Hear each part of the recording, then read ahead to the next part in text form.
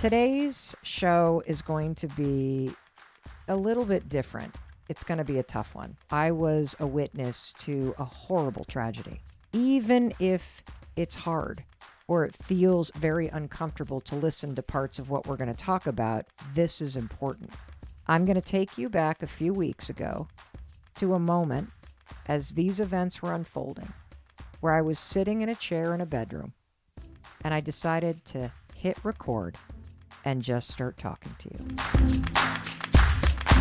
Hey, it's your friend Mel, and welcome to the Mel Robbins podcast. I want to start the conversation today by just thanking you for being here. Today's show is going to be a little bit different, and the reason why is it's going to be a tough one. So I wanted to give you a little context before we get started.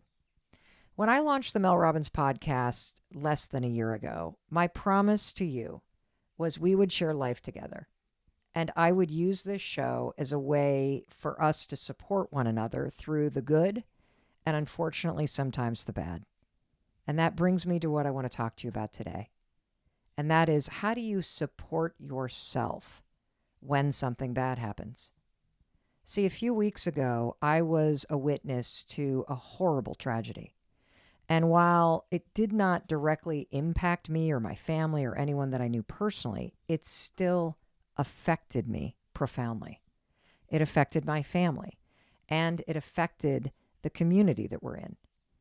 And I recorded my feelings in real time as I was processing the events that were unfolding, because that's how I process my emotions, by talking about them.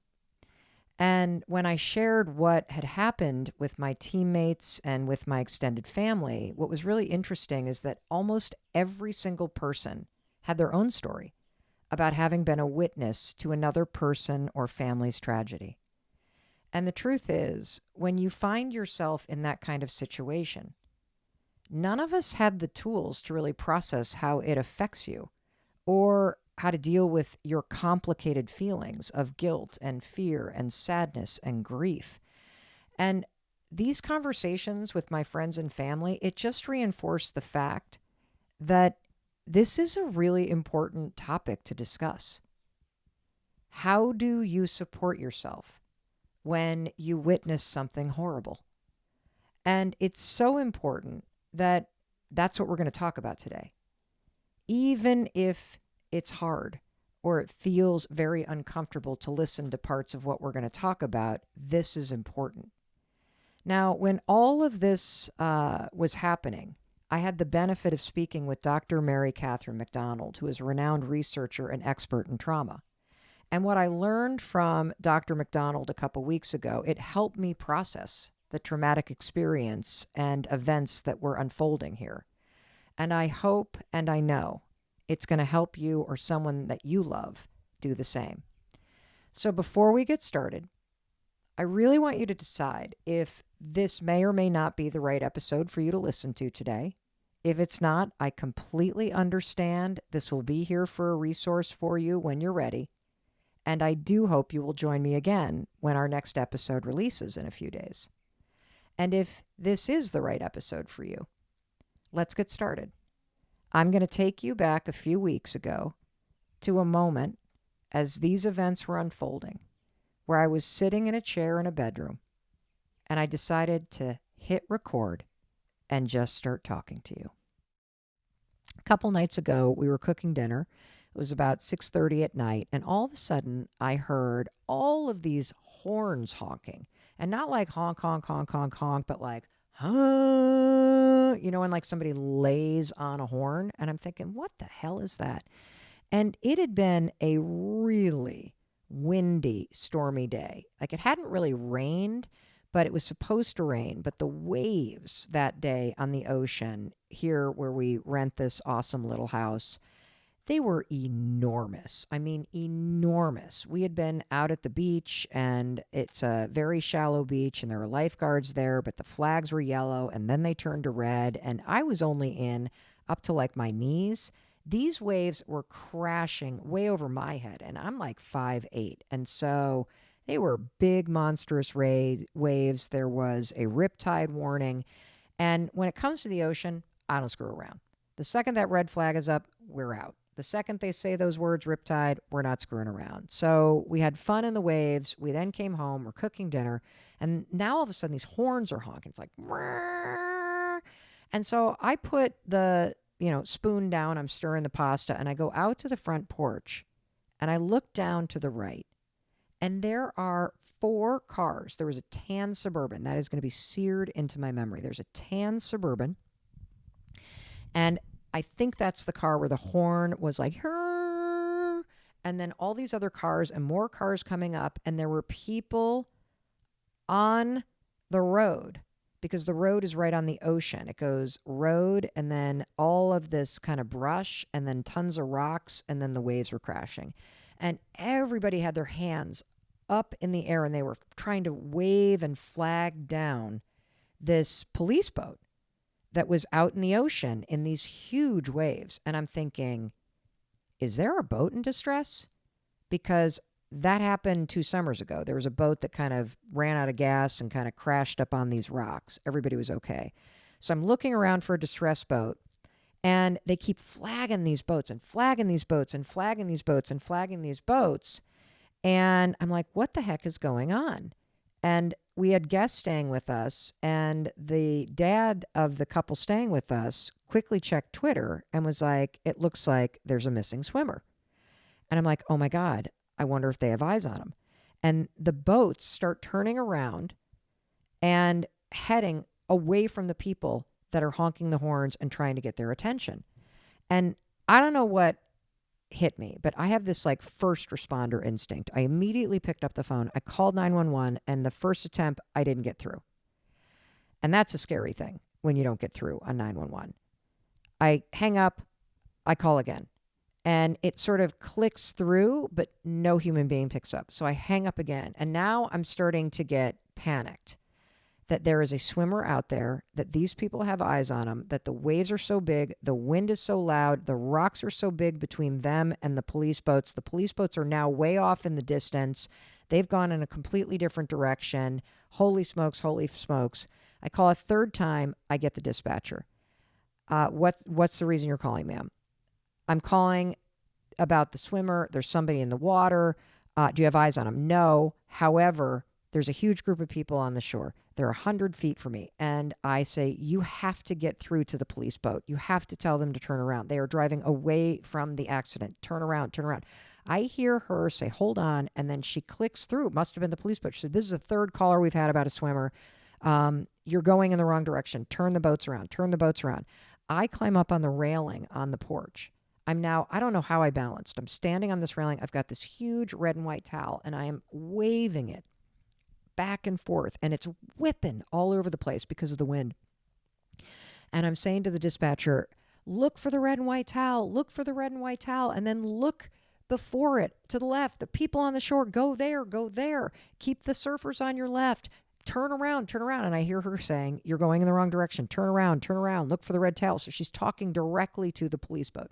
The police boat turns around and starts heading back in our direction. And then I start telling her, after the surfers, look for the people on the road. Look for the people on the road. They've got eyes on something.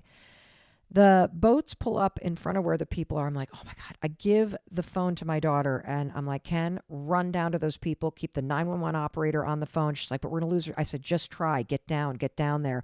Get them on the phone with her so she can communicate with the people on the shore to the boat. So she goes running down. Now the helicopters show up. Search helicopters flying all over the place. And more information is coming in. And now my heart is sinking. And my daughter races down. There's more people down there. The police boats have gathered kind of offshore because there's so many rocks you can't come in. But here's the problem. It's so windy and the waves are so huge, nobody can communicate with one another. And the call drops. The reception's terrible down here. And for 3.5 hours, this search and rescue mission played out in front of the beach house we rent. Oh my God, there's a helicopter off in the distance right now, and I feel myself like getting emotional. And the helicopters were going back and forth, and the search spotlights, and the dive teams, and the sheriff's boats and people on the road, and it was just horrible. And the weather got so bad that the dive teams couldn't do their job. And at 9:30 at night, they called off the search and declared it a recovery mission, not a search and rescue. And the next morning when we woke up, there were people pacing on the beach, and there were helicopters and dive teams, and Chris and I were leaving to go out of town for a wedding, and I felt terrible that we were leaving. And I climbed into bed with our son and just held him really tight, and I felt so much heartache for this family. I just, and all weekend long while we were gone, the search and recovery was happening, and they were trying to find him. And I just think, what could I have done? What could I have done? I should have run down there sooner. I should have done something. And I keep thinking about it over and over and over again. And I just, and part of me feels like, why do you feel so bad? You don't have a right to feel bad, Mel. I mean, it's not like this is your son. This is not somebody in your family or somebody that you even knew. And yet I do. And so one of the things that I did is I've reached out to my therapist. I've reached out to a trauma specialist. And one of the things that trauma researchers say is that it is incredibly important to process what happened, not by just thinking about it, but by talking about it. And that by talking about it and making sense of the story and putting it in context, you also allow yourself the ability to start to process all the feelings, because it's not just the watching or witnessing or experiencing something that can be traumatizing. What I think has been really challenging for me is processing all of the conflicting feelings that have come up over and over and over again, and also stopping my brain from just thinking about the family or reliving it over in my mind or thinking about how I might have been more effective or more helpful, feeling terrible and honestly torturing myself over it. And then feeling bad that I am because I don't even know this person personally. And I wanted to talk about it because there is so much research about how your brain and nervous system process traumatic experiences. And there's a lot of misconceptions about this. And so in case you're somebody that is trying to process something traumatic that you've either been a part of or that you've recently witnessed, I knew that this would be helpful to you. And if you've experienced any kind of trauma in your life and you find that it comes up and you get re-triggered by the sound of a car pulling in the driveway or a beer can cracking open or a certain song. For me, I hear a helicopter and I'm right back there, like boom. I hear the words riptide, rip current. I'm right back there. I will always think about this. When I step out on my deck and I look down to the right, I still envision that tan Suburban there. And there's a reason neurologically why this keeps happening. And there are things that you can do to take all of this experience and the feelings that have come up, whether it's happening right now or it's something from your past that you wish wouldn't keep coming up. There are things that you can proactively do to help take this experience, present or past, and process it in a healthy way backed by research so that it finds its home in your brain and in the story of your life. And so that's what we're going to do today. As you put your arm around me, we're going to walk and talk, and we're going to bring in Dr. MaryCatherine McDonald to help us understand what's happening when something traumatic happens, and more importantly, what do we do about it? And we're going to welcome her to the walk and to this conversation when we come back. Don't go anywhere. Welcome back. I'm Mel Robbins, and today I am so grateful that you're here. I just appreciate you being here with me. I can feel energetically you got your arm around me as we talk about this very traumatic experience that I had just a few days ago. So, Dr. MaryCatherine McDonald, thank you so much for being here with us. I was just telling everybody listening about this experience of watching a search and rescue mission for a missing swimmer turn into a recovery mission that took place in front of the house we're renting for literally the last 4 to 5 days. In fact, I've had actually more than one client have that exact same situation, witnessing a rescue at sea gone that didn't ultimately result in a rescue. And so that is indeed very traumatic. And I think we don't talk often enough about the fact that witnessing a trauma is traumatic. It's not just going through it firsthand, but vicarious traumatization is a thing. It's real. And being a witness to something or hearing details, graphic details over and over, even if you weren't a witness to that, can be traumatic for sure. Can you explain what happens in your brain when you witness something like that? Okay, so really quickly, for those who may not be, well versed in what's going on in the brain, let's talk about what happens in a regular event, a normal event, how that gets filed away, and then we can talk about what happens when you've got something sufficiently overwhelming. That sounds great. So, if your brain was a video game, its goal would be homeostasis, and what that means is just equal blood flow, equal electrical activity across the whole cortex.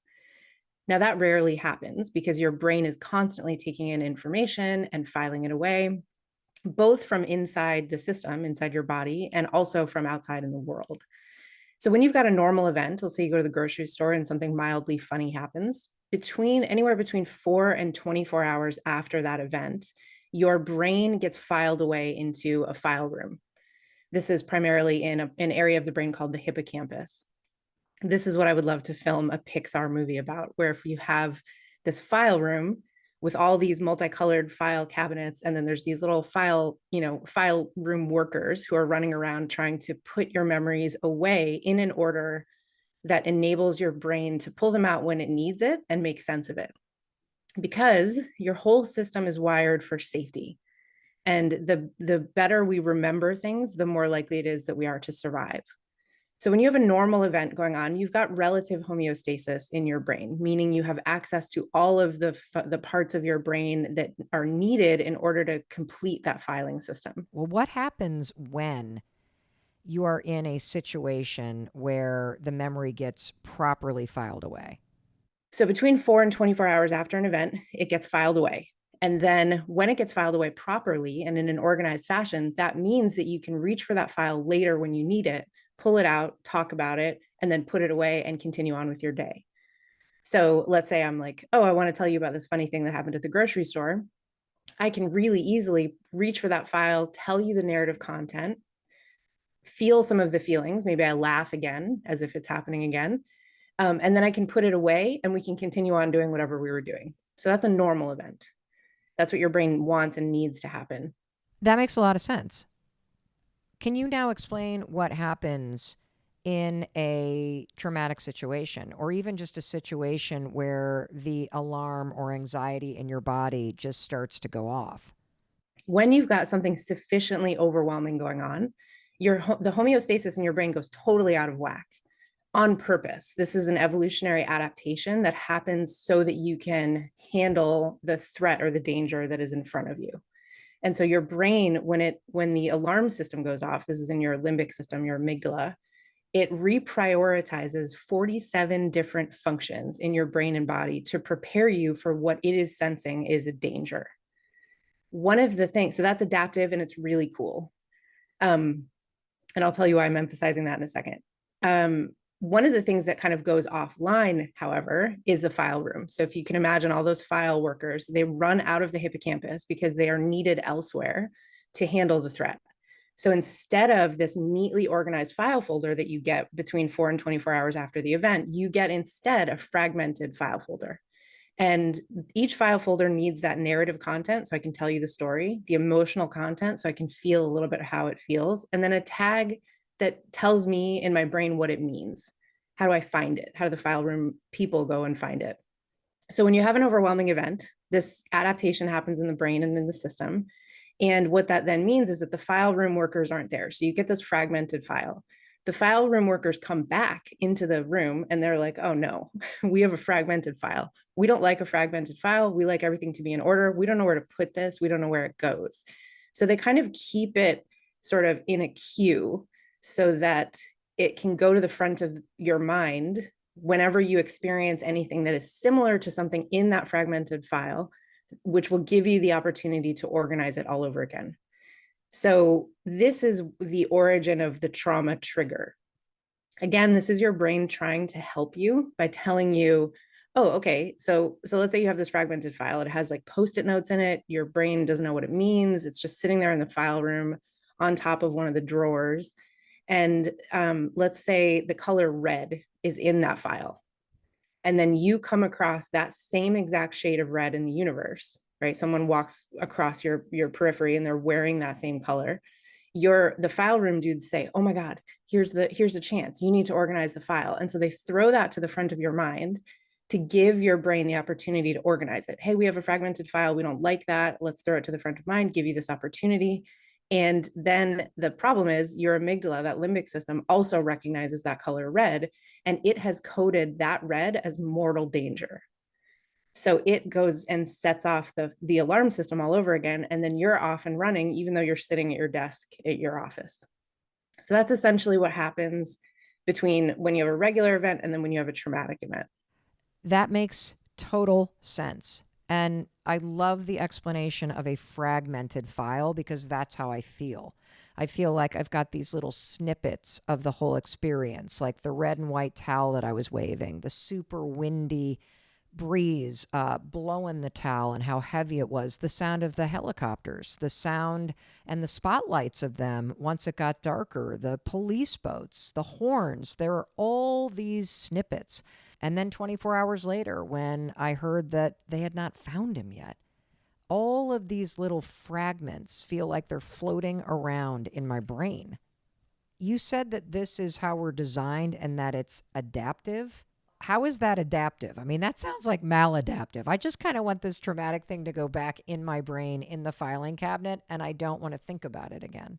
That's a great question. I think there's like a fine line between adaptation and maladaptation. And I think it's really important that we understand. So what I've just described is essentially the origin of the trauma response. And I think it's critical that we understand that the trauma response is adaptive and it's designed to help keep you alive. It is sort of born of a will to survive. And the reason that's important is because when we try to heal from trauma, we often go immediately to a shame place. If I have trauma and I'm dealing with these symptoms, this means there's something wrong with me. I am broken. And so when we start by understanding that it is an adaptive move that gives you the symptom that is eventually maladaptive, then I think it can help us heal because we can peel away that layer of shame. But you're right. It is something that started out as adaptation that becomes over time maladaptive. And what you're describing is kind of like the trick when it comes to treating trauma, which is integration.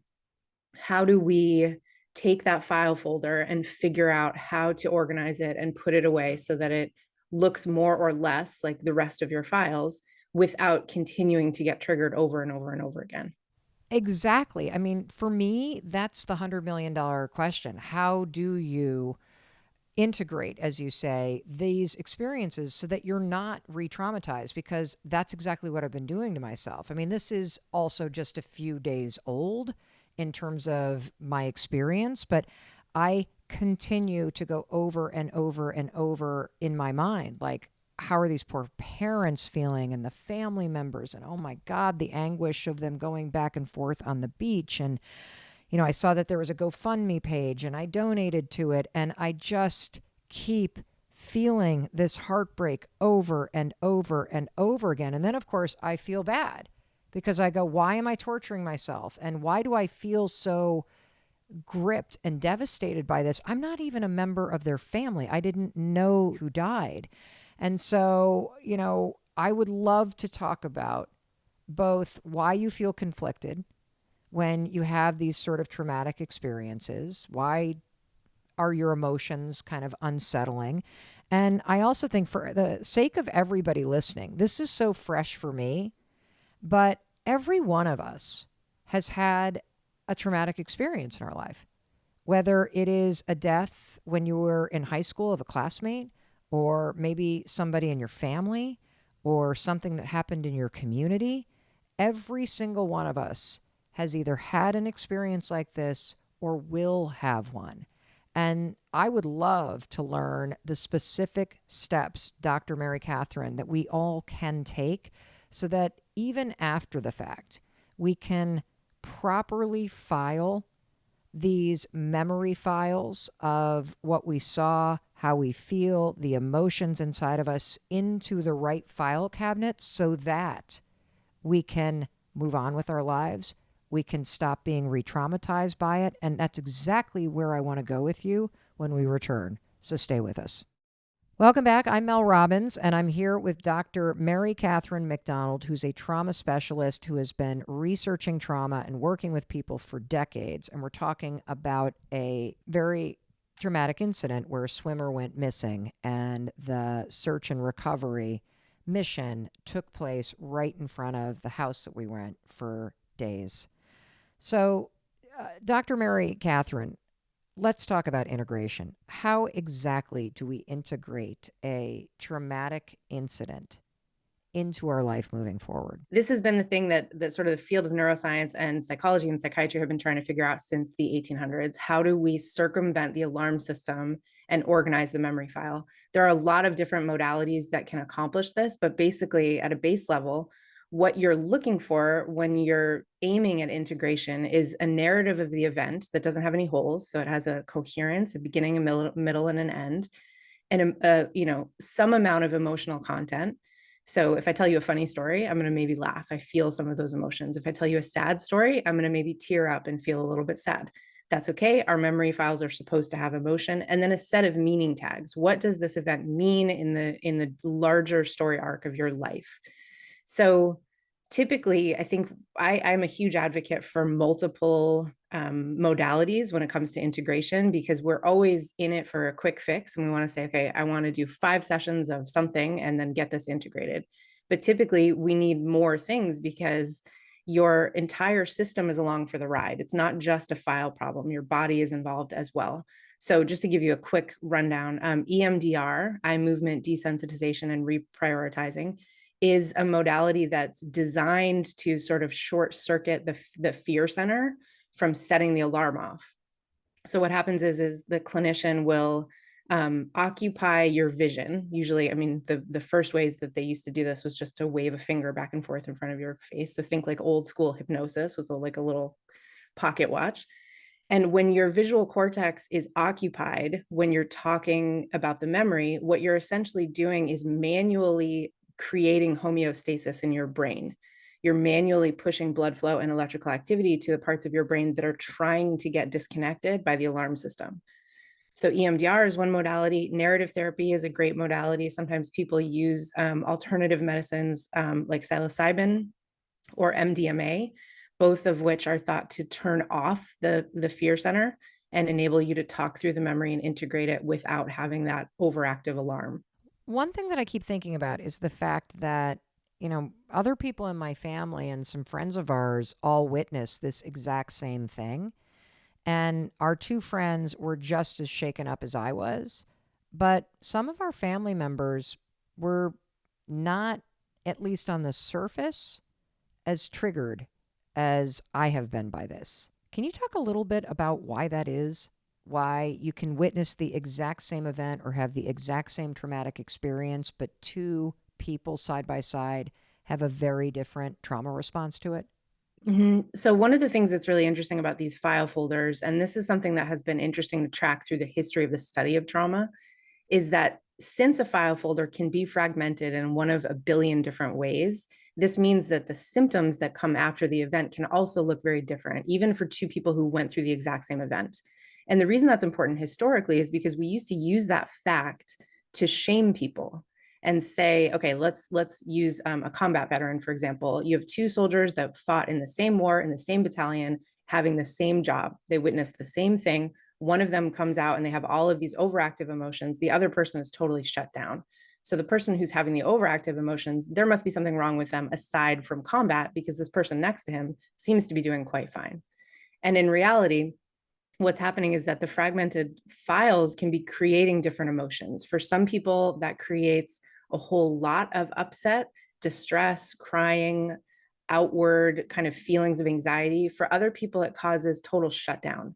And so they seem to be talking about an event and not having any emotional response to it, or they just don't feel anything at all.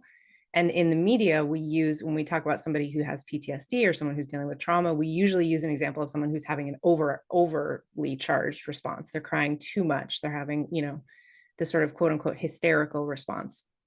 But from a clinician's standpoint, if someone comes in and they're telling you this story that is the most horrible thing they've ever seen and there's no emotional content, then we can see really clearly that that part of the file folder isn't there. Right. So they have the story, they don't have the emotional content. That still requires integration. Right. So are you saying that everyone who sees a traumatic event has some kind of trauma or fragmented file? Good question. No, because it depends on the whether or not the file gets consolidated between 4 and 24 hours after the event. For some people, they have the opportunity to consolidate that memory, even if it was really overwhelming in the moment. Let's say they get home and they're able to talk to their partner or their family about it, assign some meaning to it, and put it away. Then that file is going to start looking really quickly like the other files in their file cabinet. So there was a study, I think it was in Israel, and they took folks who had just been through a terrorist attack in the emergency room. And they had one group go through a narrative therapy exercise where they had to talk through the event kind of over and over, assign it meaning, feel through some of the content with someone who was able to attune to them. And then the other people just got sort of the standard of care in the emergency room. The people who went through that event and they were able to narrate and integrate the memory right away were something like 80% less likely to have PTSD from going through the event than somebody who just went through this, standard of care that you get in the emergency room.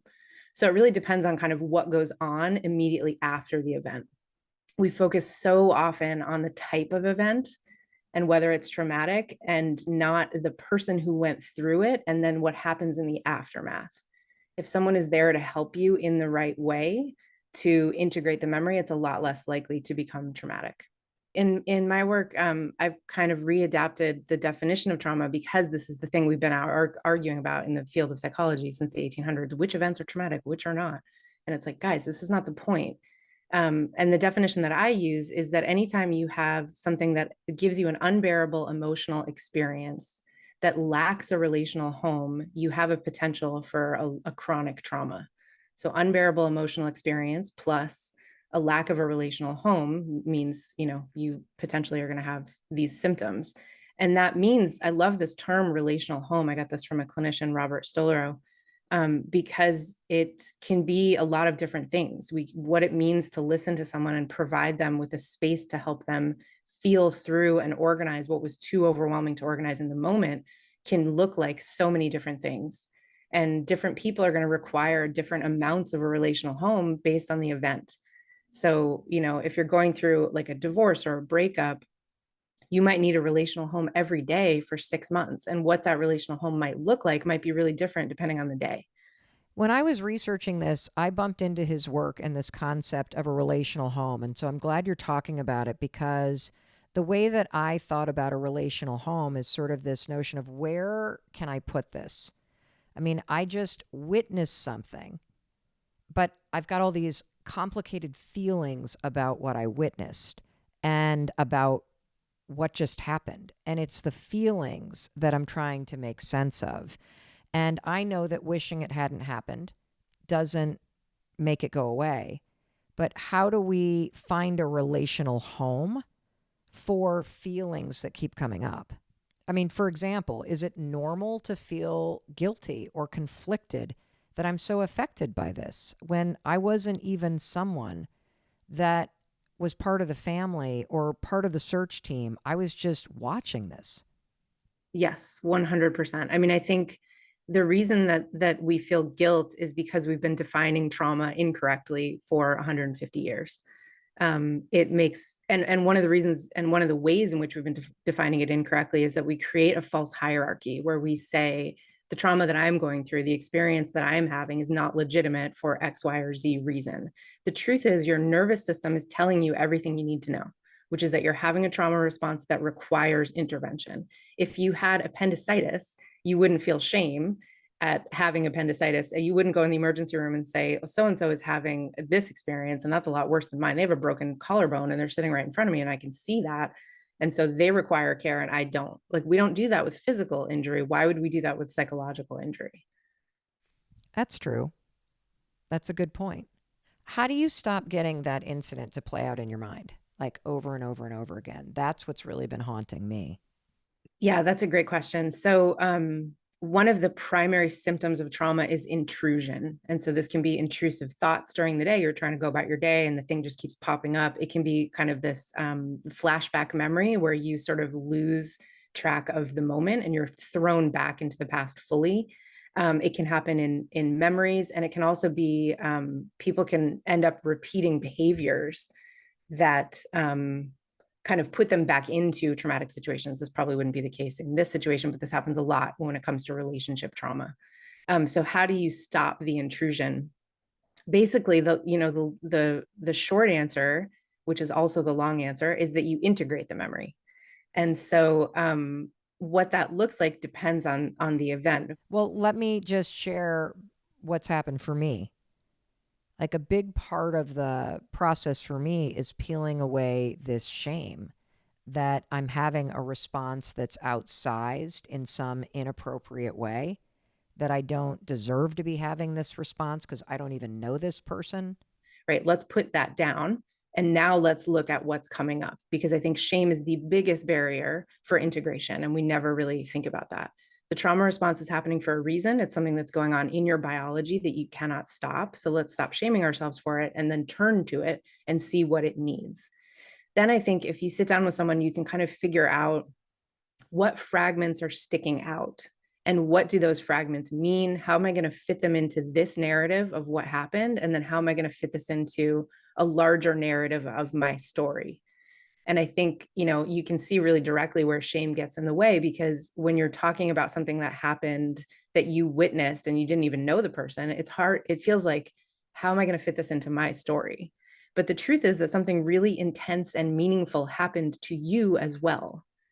And so how are you going to fit that into your larger story? What kind of meaning can you assign to that, right? Doing a podcast episode, for example, using it to talk about to your listeners about trauma and normalize the response. That's a great way to assign meaning to this event that feels really out of control and meaningless. Once you do that, and you may need to do it kind of a couple of times, typically what happens is that the intrusion starts to recede. You stop having those intense intrusive memories, and the memory starts to, it may come up every now and then when you have a reminder, but when it does, it's a lot less intense. You know what?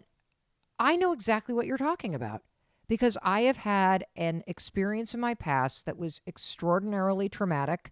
For those of you that listen to the Mel Robbins podcast or have read any of my books, you are very familiar with this past experience where 15 years ago, my husband and I were about to lose everything. We were going bankrupt. I was drinking myself into the ground. We were fighting nonstop. I could barely get out of bed.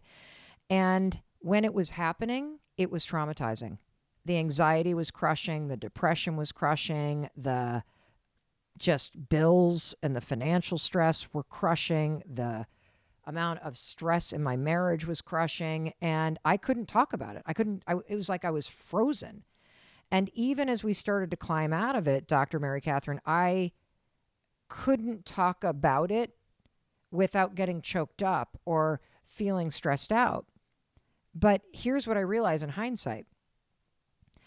I have now told the story of that rock bottom moment, nearly losing everything, so many times. And I've allowed myself to feel the emotions of that moment so many times that I have integrated the story into my life. I do talk about it all the time. And I don't feel that traumatic trigger at all. I can access kind of authentically what I felt like, but I don't feel the intensity of the emotions. So you're right. Telling the story over and over and over again does help us process. And there are a lot of you that have experiences that you have survived, that you have lived beyond, that you have moved through. But that emotional file and the ability to talk about it and tell the story, there's a huge opportunity for you here. And I want you to really seriously consider what Dr. MaryCatherine is telling you. So, one of the things that I loved is that you talked about this relational home and how telling the story and feeling the emotion allow you to file those fractional files in the proper place. What are some things that people could do right now if this is resonant, if they want to lean into the advice that you're offering and the expertise that you're offering? Can you name some things that you would recommend that anyone listening could do right now? Okay, so I think three things. Number one, take your shame and put it a visual, like close your eyes, visualize putting it in a box and put it on the highest shelf you can in your house. You can pick it up later. I'm not going to try to take it away from you, but just try to put it down for a couple of days because it is getting in the way. It will continue to get in the way in a way that will prevent healing. So number one, take your shame, put it in a box far away. Number two, I think that one of the best things you can do here is try to really make sure that that narrative part of the file folder has all of the pieces. Have you talked about, especially this is tricky, especially when you go through an event with other people, you often don't narrate it because it happened and you all know what happened. But could you sit down and write out the events as if you were telling someone who wasn't there and had no idea what happened? Have you done that yet? Continue to do that if you've done that already. Maybe once a day if you can stand it, just to get the narrative straight, because you're already having these intrusive thoughts. You might as well tell the story. The second thing is to try to connect the narrative with the feelings. What feelings come up? What feelings came up in the moment? What fragments seem to be sticking out? There will naturally be moments in the story where you feel something really intense. And so, what is that feeling? What is it tied to in the rest of your life story? What kind of meaning does it carry? And try to do that with someone else. So, if you can feel through those things with someone who can be attuned to you and say things like, "Oh, I can imagine," or you must have felt so helpless, and I've felt helpless before, and that's terrible." Then those things can kind of help put the emotional fragments in the right place. And then again, that last thing is just to, what meaning are you going to assign this thing? What importance does this have in your life? Did it give you some kind of message? What can you do with it as you go on? How are you going to carry that forward? If you're having a trauma response, just know that you are not broken. The trauma response is an evolutionary adaptation, and it is there to keep us alive. Of course, it causes distress and can become maladaptive over time, but its source is survival. And so I think that's really critical. The second thing is that the trauma response is something we can work with. We have a lot more say over our nervous system than we think. So we assume because we don't have control over that, initial trauma response, that we don't have control at all, but that's not true. We can walk back some of these responses when they're getting in the way. And then the other three things that I have to say, I think, are about triggers. One, I think we get the mistake that that we are always conscious of our triggers. We are not. Sometimes triggers are really kind of subterranean and in the back of the brain and are not consciously connected.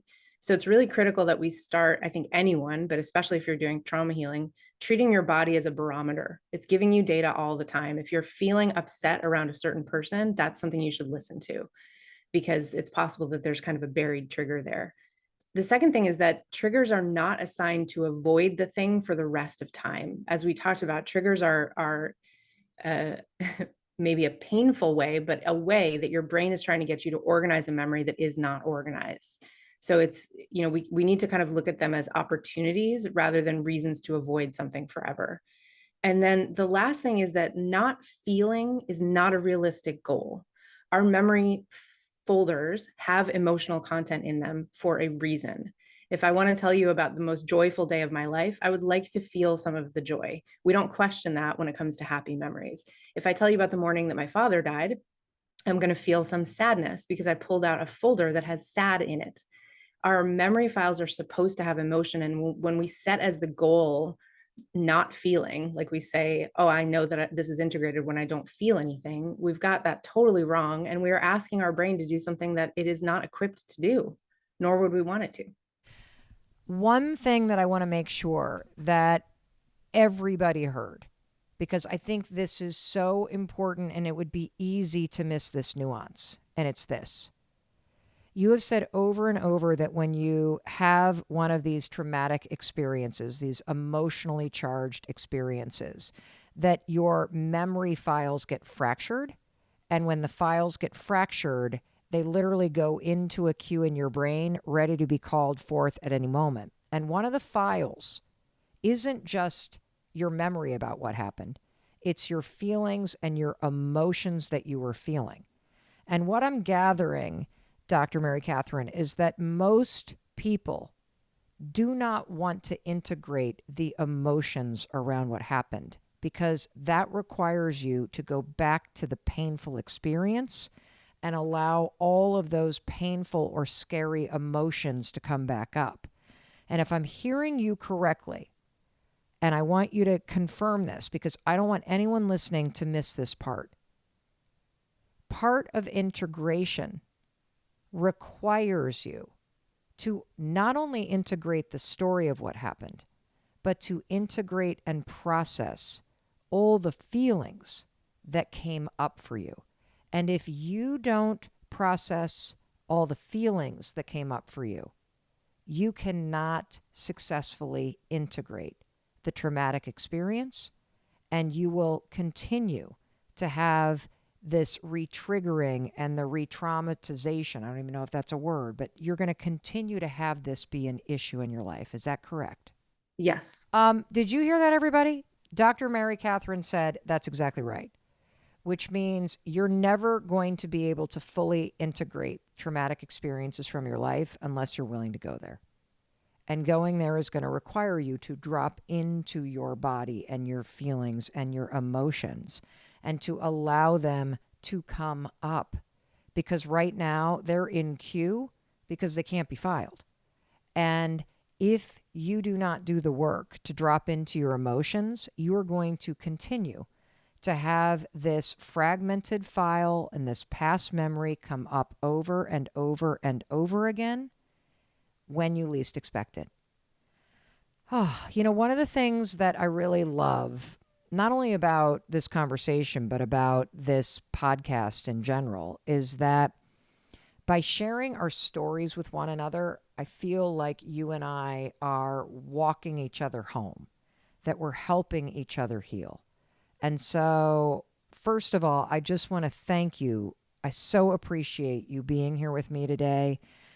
Dr. MaryCatherine McDonald, thank you so much, not only for your willingness to just jump on and help me process this and understand more about how I can help my brain take these fragmented files and start to store them in the proper place and to help me integrate what happened into the story of my life in a healthier way.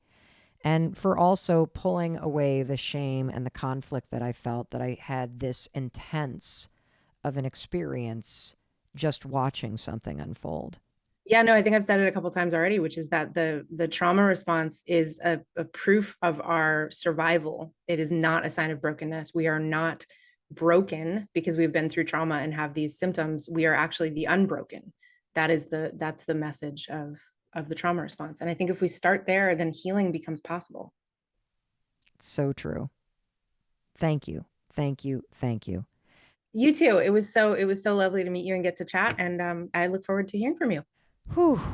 And thank you for being on this metaphorical walk with me today. I can feel your arm around my shoulder. I can feel how much you're getting out of this. And I cannot wait to hear how you put these very specific tools, research, and science to use in your own life. And from the bottom of my heart, thank you, thank you, thank you for being here and for listening to me and to Dr. MaryCatherine as I process this. I hope that this not only helped you, but that this episode will be one that you share widely so that it helps people that you love too.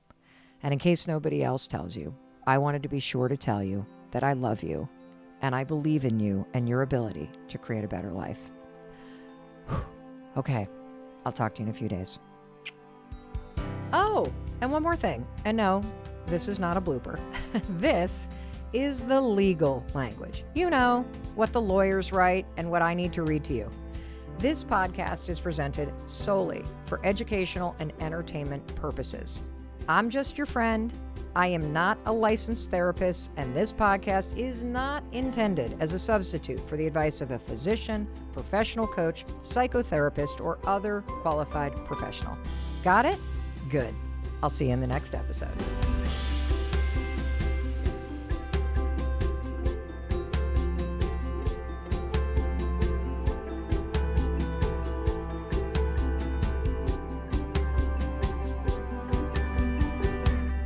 Thank you for being here for this incredible and emotional episode. And if you liked this, go watch this. This is an episode of the Mel Robbins podcast that we did called Take Control of Your Life, a toolkit for healing. And it will give you even more information, tools, and strategies to understanding and healing trauma.